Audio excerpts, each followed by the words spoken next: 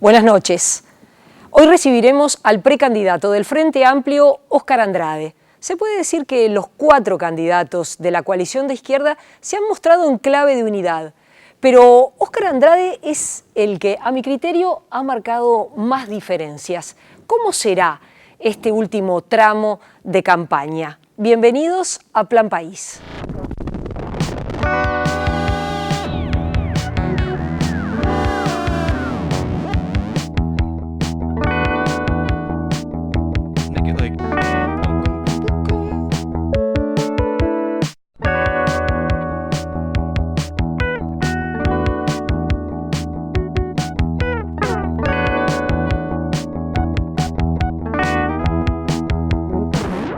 Y Óscar Andrade es un candidato, Eugenia, buenas noches, que tiene las características de haber surgido en el movimiento sindical e ingresar a la actividad política. Exactamente. Él milita desde muy joven en el Partido Comunista, en las juventudes del Partido Comunista, y también en el sindicalismo. Él ingresa muy joven como obrero de la construcción y rápidamente entra como dirigente sindical. Sufre trabajo infantil, porque las edades en las que él trabaja es todavía un preadolescente, se podría decir. Exactamente, ¿no? Nosotros lo contamos en el informe, a partir de los 12, 13 años, él ya empieza a trabajar y ingresa en la construcción en el año 93, una de las peores crisis en ese sector.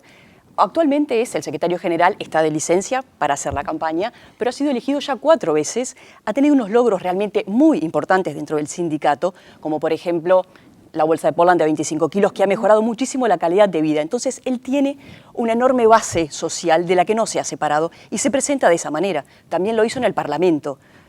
Estuvo apenas 2 años, menos de 2 años, y presentó una cantidad de leyes relativas a cuestiones sociales, y por eso él tiene esa capacidad de movilizar, además de que tiene esa capacidad oratoria que todos que es muy destacan. fuerte. Y a la vez es uno de los candidatos que, según indican las encuestas, está subiendo de forma significativa. Vamos a ver el informe y luego nos metemos en la conversación con Óscar Andrade. El currículum de Óscar Andrade no es nada ortodoxo. Con 12 años, en 1987, hice mi primera zafra en la Quinta de Roselo. Con 13 años, en lo de Vicentín. Con 14 años, en la Granja Zanelli. A los 15 años, repartí gas con Acodique. Desde los 15 a los 18 años, fui panadero en la Panadería Centenario y en la Panadería Colón. La panadería de tu viejo, que era en Faramiñán y Santa Lucía, la panadería chica. Sí. Proviene de una familia humilde de Villa Felicidad, cerca de Progreso. Es el mayor de 6 hermanos y con solo 15 años tuvo que dejar de estudiar para ponerse a trabajar. Terminó el bachillerato rindiendo materias libres cuando era adulto y luego estudió 3 semestres de Historia en la Facultad de Humanidades. No tuvimos agua potable hasta el 91, yo ponía 16 para 17. Y eso hace que el barrio se tenga que organizar para que la persona que no pueda acarrearse, el resto del barrio la acarrea. O sea, la policlínica se caía a pedazos, pero había un grupo de vecinas que se organizaban para repartir suero oral. También desde ahí se tejen determinadas sensibilidades, o por lo menos mi experiencia de que también de las dificultades se aprende. Se afilió a la Unión de Juventudes Comunistas en 1989. Ingresó en la construcción en el año 1993, el año en el que se realizó la huelga más grande que se recuerde en el sector, que duró 83 días. En 1996, con 21 años, ingresa por primera vez en la dirección del Zunca. Más de 20 años después, se convirtió en el secretario general más popular, votado por el 80% de los trabajadores en las últimas elecciones. Hay algunos sindicatos como el Zunca, a los cuales admiro y valoro. El Zunca es un sindicato maduro, que ha sabido preparar muy buenos dirigentes, que cada uno de los que continúa es aún mejor que el anterior. No solamente Andrade, mi amigo Rodríguez es también un hombre excelente, abierto al diálogo. A Óscar le he dicho muchas veces, a mi amigo Óscar, a quien admiro profundamente, le he dicho muchas veces que va a ser el gran dirigente, no solamente del presente, sino del futuro. Quienes saben mejor que nadie su capacidad organizativa y el poder de su palabra son algunos sectores empresariales, ¿no? que siempre se negaron, por ejemplo, a que Óscar pudiera ingresar a trabajar en algunos lados. El caso de Monte del Plata es un ejemplo. O sea, ahí se tuvieron que organizar los trabajadores del Zunca, tuvieron que realizar asambleas con más de 3.000, 4.000 trabajadores, poner arriba de la mesa de que se iban a tomar medidas si no ingresaba el compañero, ¿no? En este caso Oscar Andrade. Desde el Zunca, Andrade impulsó no solo mejoras salariales, sino un acuerdo de trabajo para personas privadas de libertad o la ley de responsabilidad empresarial. Lo de la bolsa de Portland es clarito. A partir de que la bolsa de Portland pesa 25 kilos, bajó a la mitad los trabajadores de la construcción que tienen aplastamiento de vértebra. ¡A la mitad! Que empezamos a tener suerte a partir de que bajó a 25 kilos y antes teníamos muy mala suerte. Ligamos muy mal y empezamos a tener más suerte. No, es que el tema de la siniestralidad está atado a las condiciones de trabajo. En el año 2015 ingresó al Parlamento como diputado. Una de las primeras condiciones que puso Oscar para asumir fue que ganara lo mismo que gana un trabajador de la construcción, ¿no? Y eso lo tenemos todos los legisladores que integramos la lista 1001. En ese año y medio, casi 2 años que estuvo acá, presentó 20 y pico proyectos de ley. Uno de ellos, creo que el más importante por lo emblemático y porque no estamos hablando de aspectos salariales solamente, sino de la construcción de derechos, del reconocimiento de derechos, fue la ley de discapacidad. En el año 2016 renunció al Parlamento para volver a la actividad sindical y en 2018 fue propuesto como precandidato a la presidencia por el Partido Comunista. Reúne las condiciones hoy día, nos parece a nosotros, de ser una de las figuras políticas joven, directamente vinculado a una lucha social, de contexto nacional, en la cual ha tenido la capacidad de diálogo no solamente con sus iguales, con los trabajadores y las trabajadoras, sino que además con otros interlocutores sociales. A pesar de todo lo que hicimos, ¿no? De todos los cambios y todas las transformaciones que se han hecho, hay aspectos estructurales que no se han modificado y para cambiar esos aspectos estructurales de sistema, necesitamos de la participación social, de la participación popular, del involucramiento de la sociedad. No es solamente una cuestión de mesías, no es solamente una cuestión de candidaturas, sino de construcciones colectivas que nos permitan hacer avanzar los procesos y defender las conquistas. Que hemos coincidido en la necesidad de recomponer los vínculos del Frente Amplio con las organizaciones sociales. La mejor historia del Frente Amplio ha estado vinculada a la movilización conjunta con los trabajadores, con los estudiantes, con los cooperativistas. Las encuestas le adjudican entre un 9 y un 18% en la intención de voto, ocupando el tercer lugar dentro del Frente Amplio, que lidera Daniel Martínez, seguido de Carolina Cose. Le damos las buenas noches al precandidato del Frente Amplio, Oscar Andrade. Buenas noches, bienvenido, un gusto recibirlo. ¿Qué tal? Buenas noches, el gusto es mío. Andrade, el Frente Amplio ha presentado 4 candidatos que se muestran muy unidos, en clave de unidad, en este tramo final de la campaña. Usted es el que igual en este periodo ha mostrado más diferencias, sobre todo con las políticas de gobierno. ¿Cuál es la campaña que usted prevé de aquí al domingo 30 de junio? ¿Se va a intentar diferenciar? ¿Cuáles van a ser sus buques insignia? No, primero yo creo que es una fortaleza del Frente Amplio transitar una campaña no traumática. O sea, la historia de las izquierdas, no nacional, la historia de las izquierdas en América Latina demuestra de manera evidente que las grietas a la interna de los procesos políticos del campo popular terminan siendo parturientas de derrota. Entonces, además en este caso es indisimulable la diferencia con respecto a la oposición. O sea, el Partido Nacional, que se presenta como el partido más potente del cuadro de la oposición, aparece un día acusando de doble discurso un precandidato a otro, al otro día Sartori anunciando que va a hacer juicios penales, la calle sosteniendo que la Rañaga junto firma sin poder votar, un intendente que le dice comadreja, y eso a la interna del Partido Nacional. Ni hablar si vamos al todo panorama de la oposición. Yo creo que es una fortaleza del Frente Amplio tener una campaña unitaria. Después pueden tener las campañas acentos. Porque también por algo no hay candidato único. Tratando de vincular, en el caso nuestro, con una lógica, los acentos al programa. Porque la unidad del Frente Amplio tiene 3 niveles. Uno la relación entre los dirigentes y los sectores. Un segundo nivel es la unidad programática, es decir, hay grandes líneas que acordamos entre todos. Y un tercer nivel, que creo que es el más importante y el que la izquierda más ha descuidado en los últimos años, es el de la correlación social. Esto es, cómo construyo atrás del programa el tamaño de pueblo suficiente que defienda ese programa. Yo creo que ahí está el secreto principal que puede laudar la elección para el lado nuestro, ¿no?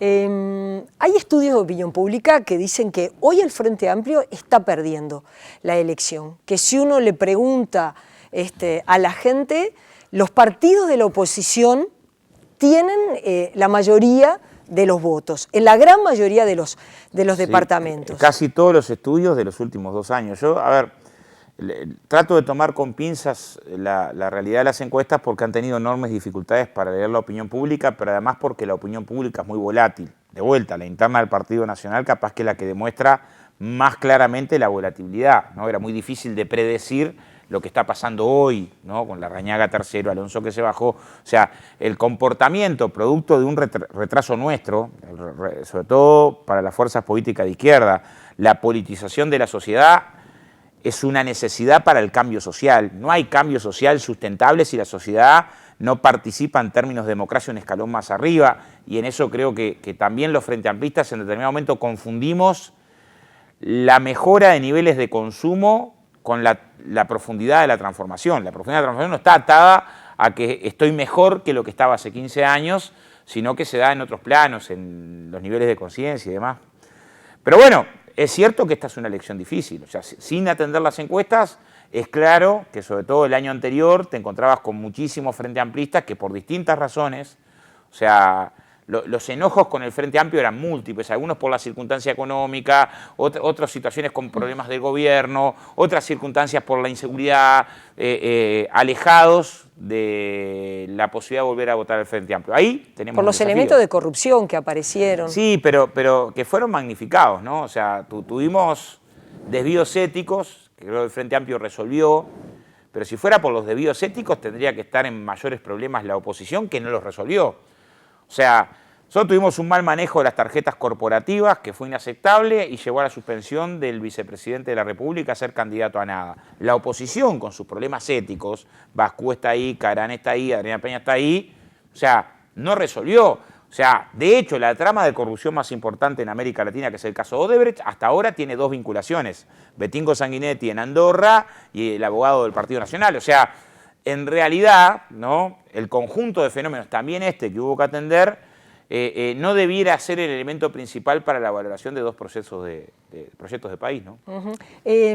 Respecto a los debates que se deben dar a su criterio, ¿por dónde pasan? Porque hoy es muy difícil, con la situación económica que tiene el país, comprometerse a profundizar cambios que la gente está demandando, mejorar el empleo, mejorar la seguridad, la reforma de la salud.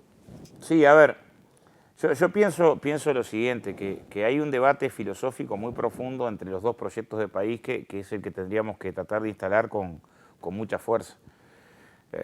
O gana el Frente Amplio o gana una coalición conservadora, porque no es sustantivo. O sea, una coalición donde esté Manini, esté Novi, que esté el herrerismo y Sanguinetti es una coalición claramente conservadora, probablemente Mieres. Claramente en una mirada de país, para los sectores conservadores, ellos miran a los derechos como un obstáculo para el desarrollo. Cada vez que hablan de los derechos laborales, de los derechos de seguridad social, de las políticas públicas que incrementan la inversión pública social, lo incorporan en los obstáculos que tiene el país para desarrollarse en términos de que son tributarios o una mirada en lo económico que le asigna al mercado el papel pleno de asignador de recursos. Y las fuerzas del cambio miramos en los derechos la condición para el desarrollo. Esta es una primera trinchera de pensamiento, digamos, ¿cuál es el corte que divide aguas? A partir de ahí entendemos todo lo demás. O sea, entendemos por qué para nosotros es central la atención de la emergencia social y de la exclusión social, y por eso creo que hay que defender la parte del programa del Frente que sostiene que hay que incrementar la inversión en la primera infancia. Si uno mira los datos de pobreza infantil, comparados con los 2/3 de pobres que teníamos de niños en el año 2004, parecen ser datos de mucho avance, pero un 16-17% de pobres para el Frente Amplio tiene que doler. Entonces, ahí hay una diferencia que es central. Hay una diferencia central del punto de vista de los derechos laborales. Para nosotros el proyecto es con derechos laborales, es ensanchando la negociación colectiva, es conquistando mayores niveles de seguridad social. Ahora, pero ayer precisamente se conoció que nuevamente la OIT le exige a Uruguay que corrija la ley de negociación colectiva, que le plantea que la ocupación de los lugares de trabajo no es una extensión de los derechos de huelga, que el empresario tiene derecho a entrar a su empresa y que el trabajador que quiere trabajar tiene derecho a trabajar. Y el Frente Amplio en ese sentido, ¿no ha sido un poco sordo a estos planteos? A ver, las ocupaciones, yo en el 93 estuve 3 meses ocupando obras. O sea, las ocupaciones no, como ejercicio del derecho de huelga no se inauguraron en el 2005. Y el tratamiento de la ocupación como ejercicio del derecho de huelga histórico era, hay negociación, el Ministerio del Interior no participa mientras hay negociación. Una vez clausurada la negociación, participa. Igual lo de la OIT creo que tiene que ver con primero, que la IEM, la Internacional Mundial de Empresarios, haya tomado el caso de Uruguay como propio es un dislate, ¿no? O sea, pensar que Uruguay, o sea, el mismo informe de la Organización Internacional del Trabajo nos dice, hay 1.400 millones de trabajadores que tienen trabajo precario en el mundo. 150 millones de niños sometidos a trabajo infantil en condiciones muy duras, 20 millones de esclavos, o sea, asesinatos de dirigentes. Colombia, que cada 4 días el año anterior hubo asesinado a un dirigente sindical, no integra esta lista negra donde se violan los derechos laborales. O sea, se explica por una correlación de fuerzas muy adversa desde el punto de vista de sectores conservadores, tanto la IEM como la mayoría de los gobiernos que hoy tienen una mirada conservadora. Pero Porque, el Frente Amplio, y sí, en su caso, ¿no habría que aceptar? El Frente Amplio hizo un cambio enorme en materia de relaciones laborales, todavía nos queda tela para cortar. A ver, Uruguay tenía 41 de cada 100 trabajadores sin aporte a la seguridad social, un salario mínimo de 1.200 pesos, el 90% casi de los trabajadores sin acceso a la negociación colectiva, 4 de cada 5 trabajadoras domésticas sin aporte a la caja. Pero hoy hay gente que empieza a hablar de lo que llaman la prepotencia sindical. Sí, pero ¿sabes lo que pasa, Ana María, ahí? Yo te pongo un ejemplo. A ver, partimos de la base que vivimos en un sistema capitalista. Sí. En el Uruguay la gran mayoría de las empresas son pequeñas y medianas. Sí. No estamos hablando de las grandes empresas, estamos hablando de pequeños y medianos estamos hablando del trabajo. Mirá, que se quejan del comportamiento de los... Que me han preguntado muchas veces por el conflicto de Frigopan, que fue un poco el conflicto estrella de la última semana. Digo, che, pero ustedes nunca nos preguntan por los trabajadores del arroz que chupan tóxicos y que lo fumigan mientras trabajan en la cosecha. Nunca nos preguntan. Yo tuve 5 años tratando de ayudar a organizar la forestación. Recién este año pudimos llegar con una presentación sindical más o menos sólida a la negociación colectiva. Pero tenías 14.000, 15.000 trabajadores forestales a los que se les aportaba la mitad de los jornales a la caja. El año pasado una trabajadora le amputaron un dedo en un siniestro y de postre la sancionaron 2 semanas. ¿Cuánto tiempo ocupa esto en la agenda pública? ¿Cuánto tiempo ocupa a los trabajadores de Belén y Constitución del Citrus que cobran 3 y 4 meses tarde la cosecha? ¿Cuánto tiempo en la agenda pública ubica los trabajadores de la industria frigorífica que la mitad se jubila por discapacidad? La mitad. O sea, es una barbaridad la condición de trabajo en la industria frigorífica hoy, no hace 15 años. Entonces, yo lo que digo es, a ver, tenemos que hablar sobre los problemas del trabajo, sobre el mundo del trabajo y sobre arbitrariedades en el trabajo. Seguro por cada acción sindical fuera del margen, seguro vas a encontrar 90 acciones patronales que son de barbaridad. Sin embargo, estas no son noticias. Como el perro que muerde al hombre y el hombre que muerde al perro. Entonces, lo que pasa, Andrés, voy a ponerte un ejemplo. Puede parecer embromado, pero el que decide la inversión... a ver, hoy se dice que Uruguay, ¿qué es lo que dice el gobierno? ¿Qué es lo que dice usted o el ministro de Economía? Dicen, bueno, hoy Uruguay lo que necesita es crecimiento económico, no empezar a pensar en impuestos, sino crecimiento económico y más inversión. Para que ese crecimiento económico y esa inversión venga, tiene que haber un clima de inversiones. Y de pronto, quizás sea injusto, pero ese pequeño porcentaje perjudica a aquel que mira al país de afuera y dice, pero pará, en Uruguay... Sí, claro. O sea, en ese caso Paraguay tendría un clima de inversiones enorme porque tiene 8 de cada 10 trabajadores sin aporte a la caja. Es junto con Honduras el peor país de América Latina en cantidad de trabajadores y trabajadoras que no llega al salario mínimo y multiplica por 30 la cantidad de indigentes. Y ofrece un país de salarios miserables. Es un concepto de competitividad. Yo lo he escuchado 50 años ese concepto, no lo comparto ese concepto de competitividad. Yo lo que pienso es al revés, para salir un poco de la discusión impositiva que es el demonio, la parte del sacrilegio. Si Uruguay no multiplica su porcentaje de inversión en ciencia y tecnología, que invierte apenas un 0,33, 0,34 del producto. O sea, Nueva Zelanda invierte 4 puntos del producto en ciencia y tecnología. El macrismo en la Argentina, después de un recorte muy importante en ciencia y tecnología, invierte más de 1 punto del producto. ¿no? O sea, tenés que pensar y decir, mira, nosotros pensamos en que venga inversión. ¿Por qué? Porque vamos a jugar un partido muy fuerte desde el punto de vista del incremento en ciencia y tecnología. Yo hace poco estuve con un grupo de científicos que está en la Universidad de Tacuarembó estudiando modificaciones genéticas en la plantación del algarrobo para pensar un tipo de plantación que sirva de soporte para una cadena forestal madera muebles. Ese tipo de investigaciones, si vos le generás potencia, pueden tener resultados a más corto plazo o a más largo plazo. Pongo solo este ejemplo para no aburrir con los ejemplos. Digo, acá nos jugamos una parte del partido.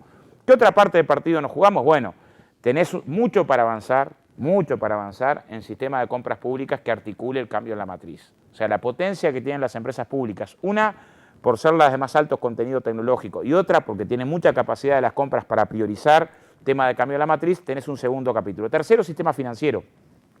El BROW, que tenía un patrimonio por debajo del mínimo exigible en el 2004, hoy es un banco muy potente. Y así como generamos fondo arrocero, fondo lechero, creo que hay que pensar que vos estimulás la inversión que venga diciendo, miren, no te estimulo porque tenés bajos salarios o inexistencia de sindicatos. Te estimulo porque tenemos un sistema financiero que ofrece posibilidades para instalarse en el país. Pero está mal pedir madurez a esos sectores del movimiento sindical. Madurez seguro que sí. A ver, madurez sí. Está bueno que empecemos... Porque para lograr esa inversión, Ana María, que está bueno que empecemos a pedir madurez a los sectores empresariales que cuando pueden te decapitan cuánta organización sindical hay. O sea, diálogo social el que quieran. Me preguntás por diálogo social. Bueno, en la construcción tenemos arreglos odontológicos vía acuerdo bipartito, estamos instalando un CAIF en Piedras Blancas vía acuerdo bipartito, 14.000 compañeros que pasan por curso de formación vía un INEFOP chiquito que tenemos en la industria de la construcción. Pero eso habla de la madurez. Más de 1.000 becas. Pero aquellos sindicatos que no tienen esa madurez, hay que señalarlo, no hay que defenderlos. Lo que tengo es una mirada diferente en el sentido que la falta de madurez es mucho más atribuible a lógicas empresariales que sindicales, pero eso es opinable. Sigo para el tema del cambio en la matriz e inversiones. Lo otro que tenés un desafío es el pensar un sistema integrado de formación profesional. Hoy la UTU pasó de 19 carreras terciarias a 80, ¿no? Tenés una potencia en términos de carreras de energías renovables, mecatrónica, o sea, posibilidades diferentes desde el punto de vista educativo que las que tenías.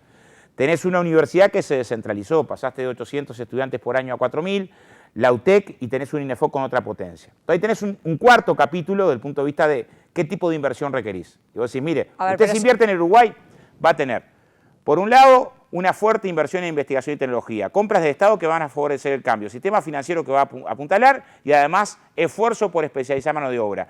Punto 5, relaciones laborales de calidad. O sea, convocatoria a la negociación colectiva, ya no solo para discutir salario y categoría, sino decir, bueno, universidad, gobierno, empresarios y trabajadores discutiendo cambio de la matriz área por área.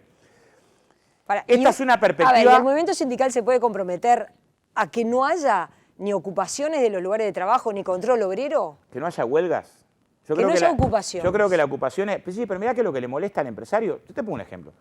Nosotros cada vez que hacemos un paro, nosotros la construcción tenemos un nivel de adhesión de arriba del 98%. ¿No?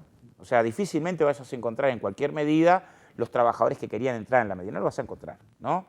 Entonces el problema es, ¿hay que bajar la conflictividad? Sí, hay que bajar la conflictividad. ¿Cómo se baja la conflictividad? Nosotros fundamos un observatorio de relaciones laborales en el año 2013 para mirar los conflictos, ¿no?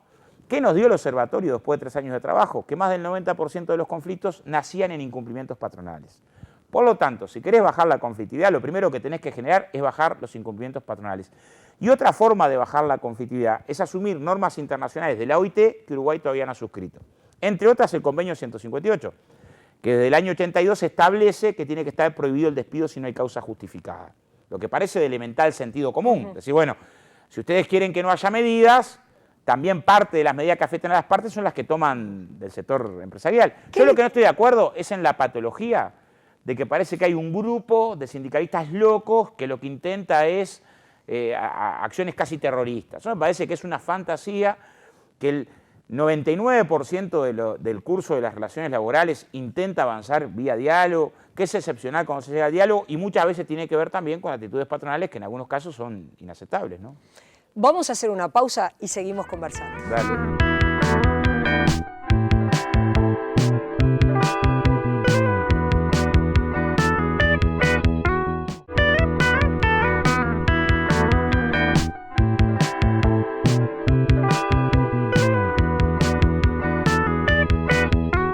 Seguimos conversando esta noche con el precandidato del Frente Amplio, Óscar Andrade. El Frente Amplio se caracterizó por hacer una alianza política muy amplia, eso es el Frente Amplio. Sin embargo, como gobierno, y fundamentalmente en este último periodo, le ha costado mucho las alianzas, al punto que la oposición, desde la Unidad Popular, pasando por el Partido Independiente, el Partido Nacional, el Partido Colorado, se han unido en oposición al Frente Amplio, hasta para presentar denuncias frente a la justicia. Sí. Entonces, ahí, ¿cuál ha sido la incapacidad del Frente Amplio? Digo, pensando en la perspectiva de un gobierno en 2020 sin mayorías parlamentarias, por lo menos a la foto de hoy. A mí me preocupa más, o sea, esa es una parte del problema, las alianzas políticas, pero me preocupa más las dificultades con la alianza social. O sea, el Frente Amplio previo a ser gobierno tuvo todo un proceso, me tocó participar de Movimiento por el Trabajo primero y después vía Concertación para el Desarrollo, donde logró ampliar la base social del cambio. Y logró colocar en la perspectiva de cambio no solo al movimiento sindical, a sectores de la academia, a sectores del mundo cooperativo, a jubilados históricos, sino también a colocar a componentes de la pequeña y mediana producción representativos.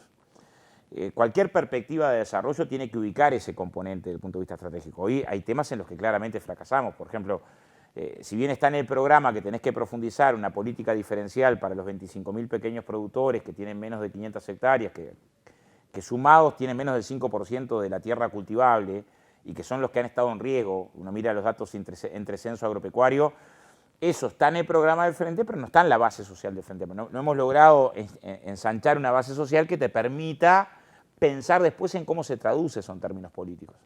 Bueno, la relación con la universidad ha sido una relación muy compleja este último tiempo, con más desencuentros que encuentros, con algunos errores muy difíciles de subsanar, como fue la esencialidad en la educación. También, o sea, yo creo que lo que tiene que, en primer lugar, construir el Frente Amplio es su relación con la parte de la sociedad, que son las amplias mayorías a la que intenta representar. Después eso se traduce en términos políticos. Pero no es que tenga que priorizar la discusión de Palacio. No porque no valore que de repente en tal proyecto de ley se logre una mayoría más amplia que la oposición comparta, mejor. Pero me parece que el trabajo principal que descuidamos es ese trabajo en la forja del sujeto social de los cambios. O sea, y a veces hasta con conflictos muy torpes. O sea, este conflicto que tiene hoy la DGI de pensar una reestructura en año preelectoral que todavía tiene como objetivo, como resultante de que le complica la partida a los trabajadores y le mejora la forma de conseguir la productividad a los gerentes, a los jefes, directores, o sea, después la discutimos en otro momento, pero claramente a veces con medidas que si, bueno, entorpecen lo que tendría que ser un vínculo más fluido y lo que fue un vínculo más fluido para ser gobierno. Y también ahí es parte de la batalla cultural en la que pegamos a veces retrocesos, ¿no? Nadie duda que en materia de educación hay muchos avances, pero evidentemente hay un problema muy grave que está vinculado con el egreso de los adolescentes y fundamentalmente de los jóvenes más pobres, de los adolescentes más pobres. ¿Cuáles son los cambios en la estructura, en la gobernanza de la educación que usted entiende que hay que hacer para que no ocurra lo que está ocurriendo hoy, que 6 de cada 10 jóvenes no termina secundaria? Tenemos un problema ahí. ¿El problema es en la gobernanza? Quizá el más importante, ¿no? O sea, Uruguay tiene 50.000 estudiantes universitarios más, ha generado transformaciones a nivel terciario también en la UTU importantes, que no hay que descuidar, pero es cierto que tenemos un problema ahí en secundaria que tiene mucho que ver con el contexto económico, ¿no? O sea, donde desertan los gurises es particularmente en el quintil más bajo ingreso, ahí es casi un 85% de gurises que no termina secundaria. A ver, desafíos en la educación, yo el primero que tendríamos que resolver, por razones éticas y políticas, es el de pensar la educación para las personas en situación de discapacidad. Ahí tenemos que 9 de cada 10 no termina ciclo básico. O sea, ¿qué tendría que ser lo que más nos genere preocupación, dolor, nos interpele? O sea, lo primero que tendríamos que destinar presupuesto educativo es para que haya rampas de intérprete de señas, o sea, condiciones para que la parte de la población más vulnerada, o sea, ser artiguista es poner a la parte de la población más vulnerada en primer lugar. Segundo, es cierto que tenemos, sobre todo en formación docente, un montón de dificultades. No existe en la universidad, o sea, en la universidad sí existen un montón de estímulos, dedicación plena, becas, para pensar que quien educa tiene la posibilidad de investigar sobre la disciplina que educa. En secundaria esos estímulos es difícil de encontrarlos y muchas veces terminás con una situación que es muy difícil de explicar, que es que quien es docente de filosofía durante mucho tiempo termina siendo director de un liceo, o sea, gestionando el liceo, cuando en realidad lo que tendrías que pensar es cómo en la carrera generás condiciones para apuntalar la investigación de la disciplina, porque después terminan siendo programas que terminan monótonos. Tercero, en materia de educación, yo creo que hay que ensanchar sistema de becas. La demostración del INEFOP es clarísima en el sentido de que una beca muy modesta como la que otorga el INEFOP, de 2.000 pesos, media BPC, de 2.000 pesos por mes, ha generado que el 90% de los gurises que recibe la beca se sostiene en el sistema educativo. Pero usted está conforme con la gobernanza de la educación. Usted me habló de recursos. Lo que estoy diciendo es cuáles son las medidas que me parecen prioritarias, que además cuáles son las medidas principales que tenemos que colocar en materia de educación. Pero quién las lidera es importante también. Creo que sí, pero el tema es que definamos que eso es principal. A ver, financiar que un tercio de los estudiantes de secundaria, unos 80.000 estudiantes, tengan acceso a una beca, nos cuesta unos 33, 34 millones de dólares anuales. Esto es igual a la 20ª parte de lo que exoneramos de impuesto al patrimonio. De lo que exoneramos, Supongamos, no movemos un nuevo impuesto, por más que yo creo que hay que subir el impuesto al patrimonio que paga apenas el 1,5% más rico de los uruguayos, ¿no? También es una discusión redistributiva. O sea, construir componentes que contribuyan a que los sectores más vulnerados garanticen derecho a la educación, ¿no? Y repito, la experiencia que tiene el INEFOP estos años, este año llegamos a 9.200 becas, demuestra que un estímulo pequeño tiene resultados muy altos respecto a lo que es el promedio desde el punto de vista educativo. Creo que tenemos un desafío ahí. Después hay que integrar, lo decía para el tema de cambio de matriz productiva, hay que integrar un sistema integrado de formación profesional y tenemos un desafío muy fuerte desde el punto de vista de la investigación y desarrollo. O sea, hay discusiones de la gobernanza, ¿viste? Pero si vos a la vez no tenés un incremento de recursos importantes y sostenidos en la educación, tenés problemas. Y si además pero si tenés esos recursos importantes como se han tenido... No, importantes no se han tenido, Ana María. Los recursos que tenemos son importantes comparado con el punto de partida. Comparado con el promedio, siguen siendo insuficientes. Bueno, decir, pero se pasó del 2 con algo al 5 con 3. Comparados con el lugar que éramos penúltimos, ¿no? Esos datos son los dos relativos porque uno incorpora toda la inversión en educación. Sí, exactamente. Pero lo que estoy diciendo es, y de un presupuesto que creció. Ahora, hay un estudio de mujeres del año 2004, trabajando con una metodología similar a la que trabajó Juan Pablo Terra en el año 89, que te ubica que tenías 41 de cada 100 gurises, o con dificultades psicomotrices, 14 de ellos, 14 y fracción, o en alto riesgo. También es esa población la que estás educando, no es otra. Parte de la población que está transitando hoy circunstancias que tuvo que transitar fue la que del 2000 al 2005 pasó circunstancias de exclusión gravísimas. ¿Y esos recursos para que los administre quién y cómo? ¿Cómo para que los administre quién? A ver, de vuelta, vos estás colocando que el debate desde el punto de vista educativo está en la gobernanza. Yo creo que no. O sea, ¿cuál es la argumentación de que está en la gobernanza el problema principal que tiene la educación? ¿Cuál es el fundamento que explica que el principal dilema que tenemos en la educación es la gobernanza? Yo creo que tenemos muchos más dilemas en la desigualdad que en la gobernanza.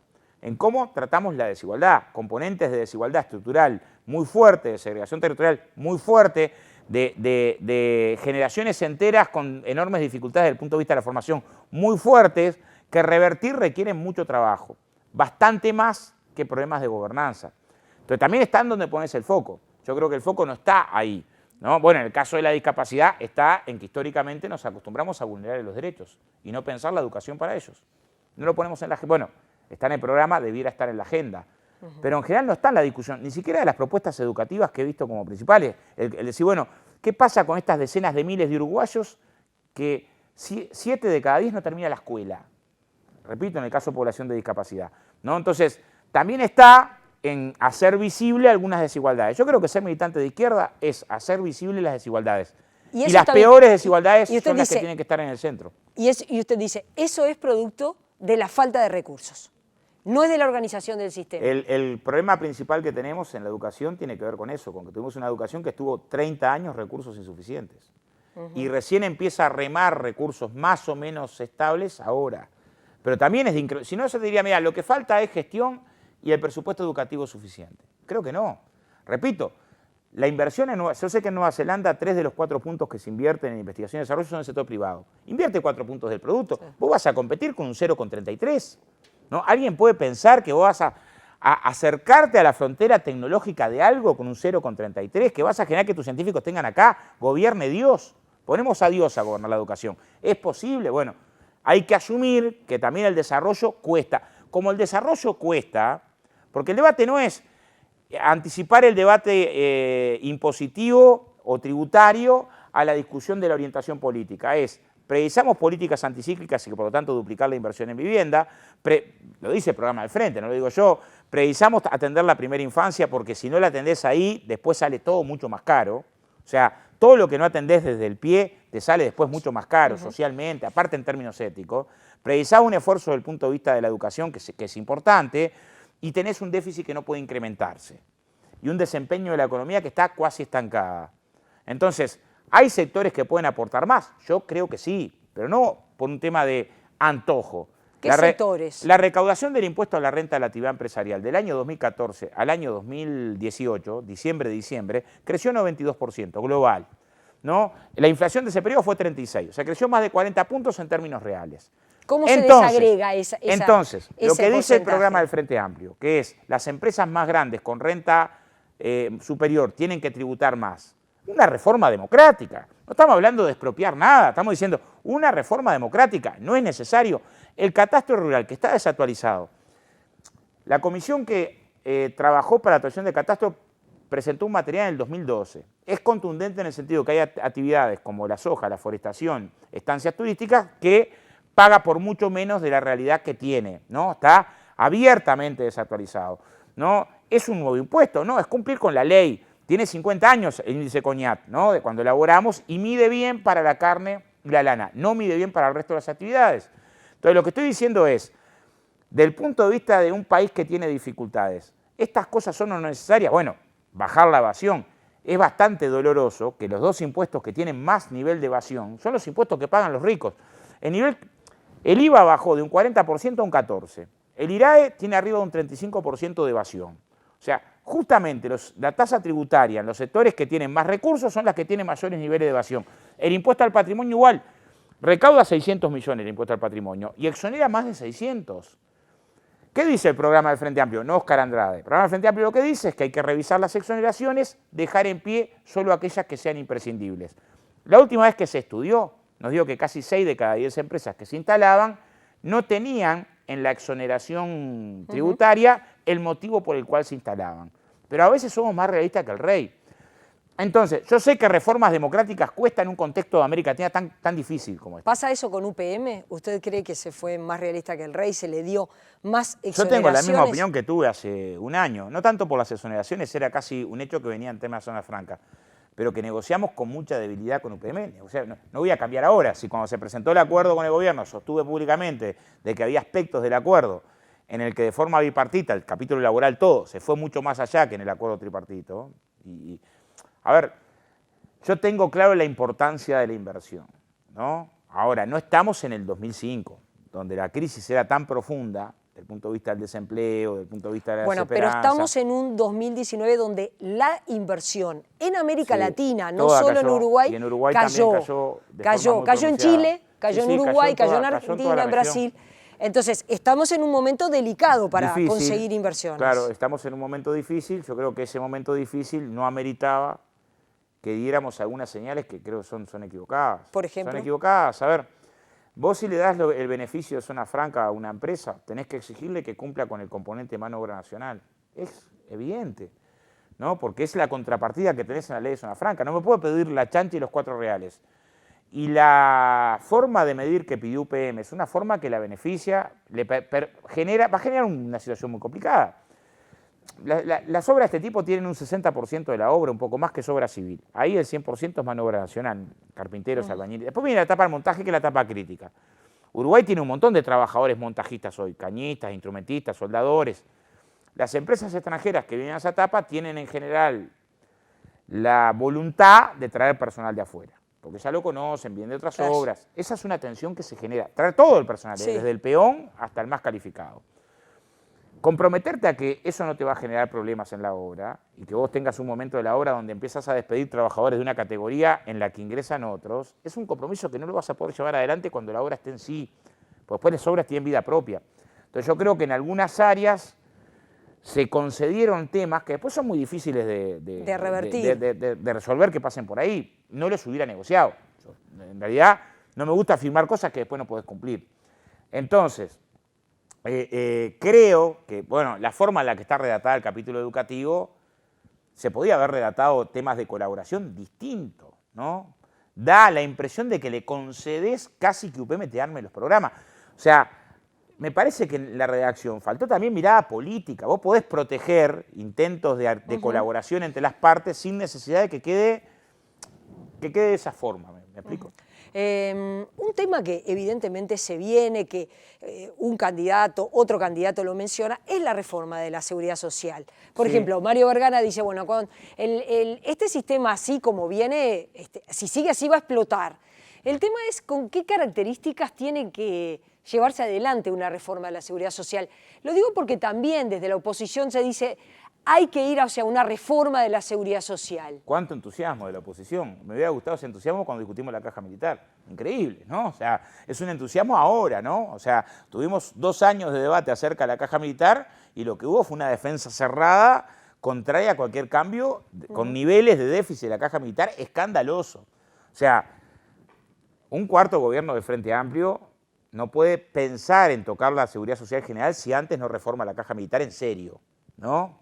En términos éticos, o sea, que hay que discutir seguridad social, seguro que hay que discutir seguridad social. Esta reforma no convence de la caja militar. Me hago cargo no, es que en realidad fue de una tibieza monumental, pero me hago cargo de la reforma del 2008 porque me tocó participar en el diálogo de seguridad social y en la redacción de las leyes. Y creo que el sentido de seguridad social es de extender derechos. Los países de la OCDE aportan más de rentas generales para financiar seguridad social que lo que aporta Uruguay.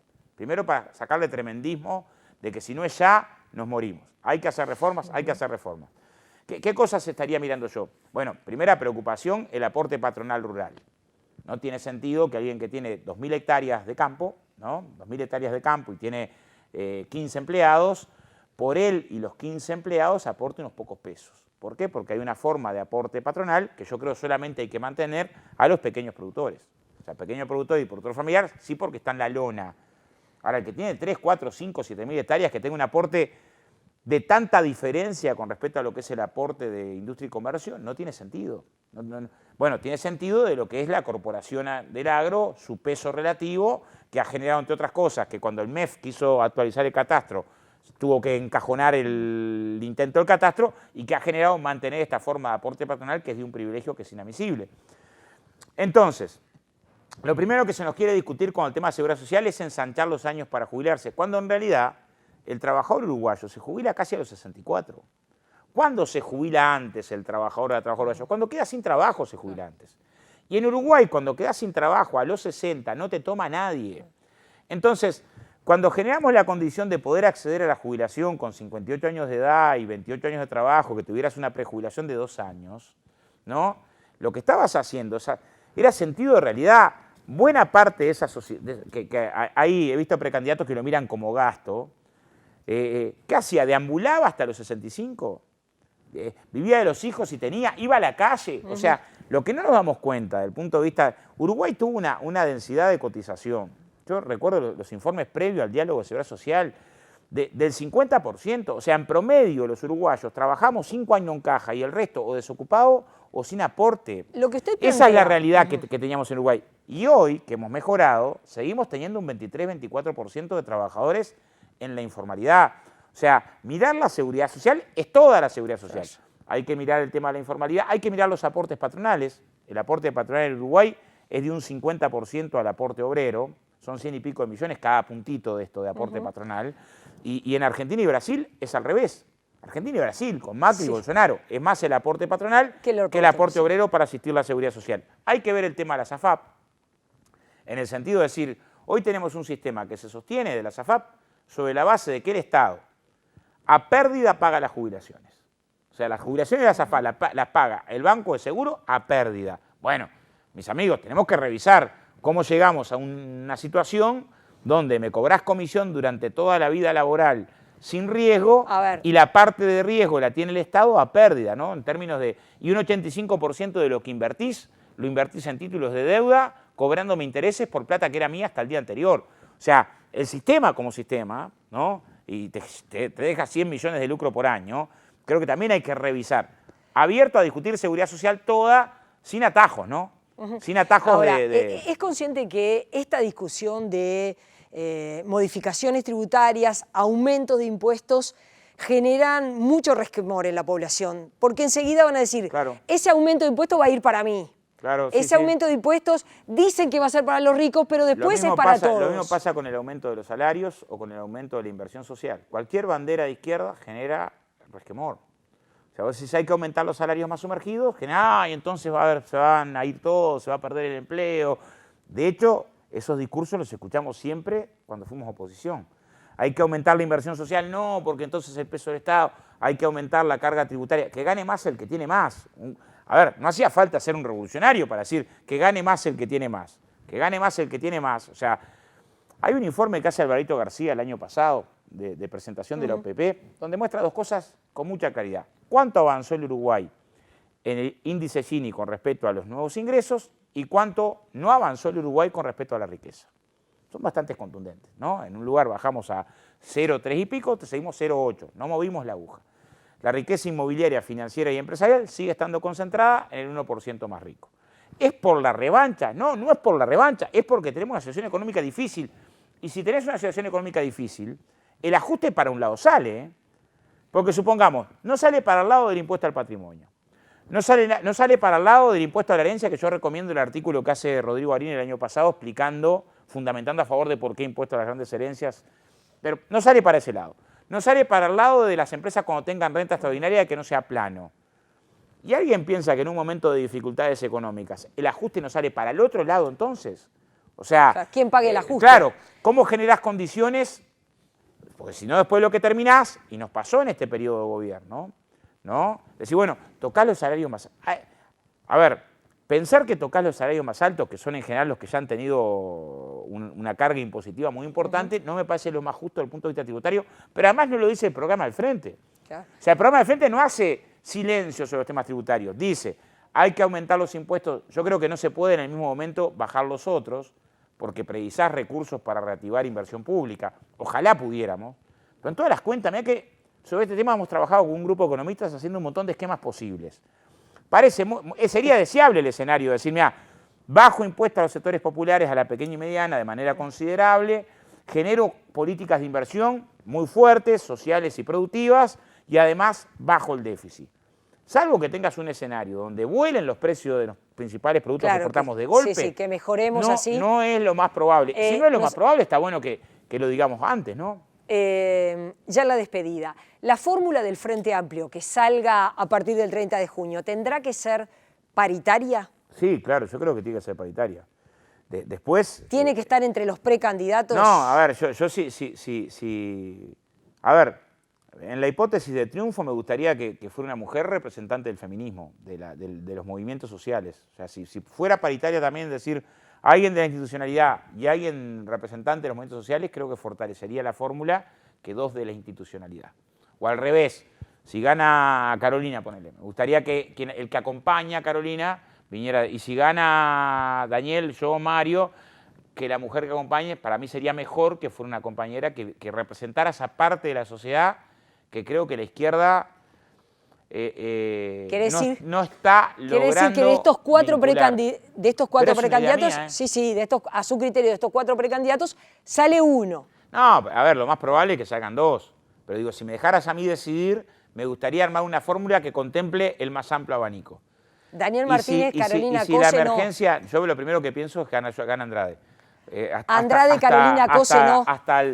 Ahí se complementa, porque yo sería más de la militancia social. Pero digo, Andrade, Carolina Cose. Me gustaría que tuviera la fórmula integrada de forma tal que abriera mucho el abanico. Que si de un costado tenés un mensaje que va para el lado de la institucionalidad y para el lado de la gestión, tengas un fuerte mensaje de la política en el otro lado, ¿no? O de la cultura, ¿no? Me parece que también esa es una ingeniería que el Frente muchas veces buscó, es decir, cómo armaban la fórmula, también una expresión de lo que expresa la izquierda hoy, ¿no? Óscar Andrade, gracias por haber venido esta noche. Ha sido un gusto recibirlo. Bueno, gracias a ustedes. Hacemos una pausa y ya venimos para el final con Gerardo Caetano.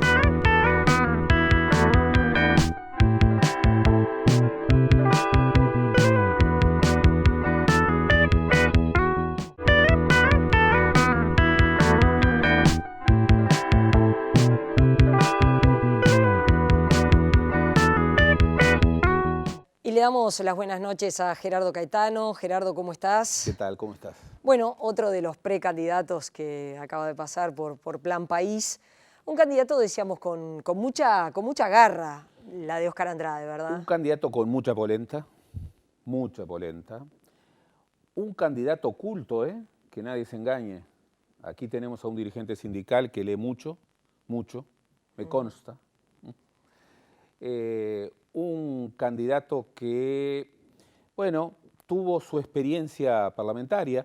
Tú sabes que los dirigentes sindicales en la experiencia parlamentaria van y vienen. Claro. Le pasó también a Juan Castillo, le ha pasado a lo largo de la historia a muchos. Él tiene una capacidad política, tiene una capacidad de oratoria, tiene una visión macro sobre la sociedad, tiene una propuesta y yo creo que es el candidato que le ha puesto un énfasis dentro de los candidatos frente amplistas al tema de pelear la izquierda. ¿Qué significa pelear la izquierda? Pelear el vínculo con la sociedad, pelear de alguna manera esta situación, que es una situación de confrontación social que está instalada, pelear también que el soporte de la izquierda no sea solamente un soporte político, institucional, sino que también sea un soporte social, tenga una raíz social.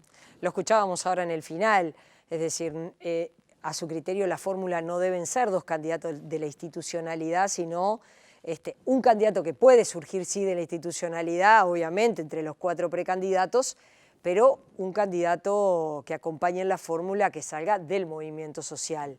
Exacto. Es desafiante lo que él plantea, ¿no? Es desafiante, ¿por qué? Porque él es un representante nítido de esa izquierda social. Pero hace mucho que está en la arena política. Que está en la arena política y que tiene mucha voluntad política, pero que no renuncia a ese vínculo social. También están en la vida política de la izquierda otros y otras que tienen raíz social. Lo que ocurre es que él dice algo, y lo ha dicho más de una vez a lo largo de la campaña, que es cierto. Un Frente Amplio con 15 años de gobierno, tú ves las listas, y las listas han perdido militantes. Militancia social. Lo que aparecen en los primeros lugares de las listas son funcionarios de gobierno, directores de sí, gobierno, de reparticiones públicas. Gente que hace gestión, y está bien, pero ha perdido aquello que la izquierda tenía, claro, que la tenía cuando era la oposición, que era, bueno, los vínculos con esa izquierda social, que es una dimensión intransferible para la izquierda.